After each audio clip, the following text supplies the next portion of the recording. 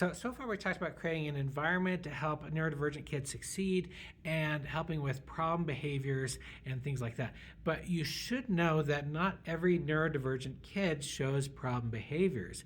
In fact, some of these kids might seem to be the ideal students in a lot of ways. And sometimes these are because they've developed a coping skill called masking.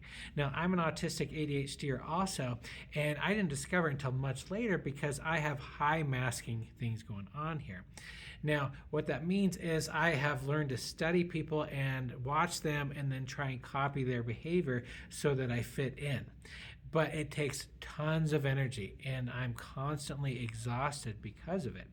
And as I've talked with a lot of neurodivergent kids who are not causing problems or things like that, and they're high maskers, and oftentimes they're the ideal students.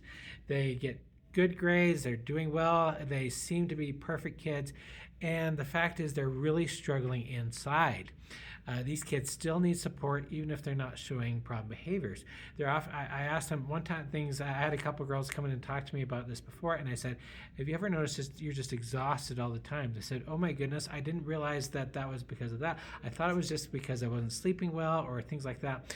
They didn't realize that their masking of autism and ADHD can oftentimes make them so much more tired and really cause burnout overall, so that sometimes these kids eventually just can't push through it, okay? Now, I listened to a seminar once where the screeners of young kids to try and find autism and ADHD in young kids, one of their number one criteria was, are they causing problems in their elementary school classes, in their preschool classes?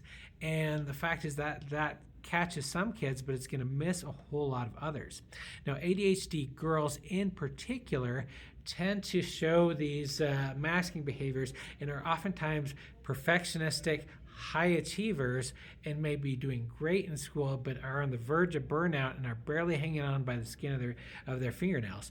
Now, a lot of these autistic maskers, like myself as well, oftentimes seem like they're doing fine, but at the same time, they're exhausted and barely hanging on as well. Now, check out my website, jeffbrownsclassroom.com. If you check on the Parenting Neurodivergent Kids, under this video, I'm going to have a couple things, including a flow chart of all the things that my brain has to do in order to socialize, and which is why I'm so exhausted after socializing. Also, check out my book, Seeing People. It'll help you to see these things a little bit better and help you understand. I've had a lot of people say it helps them see these neurodivergent kids better, and also their neurodivergence in themselves sometimes as well.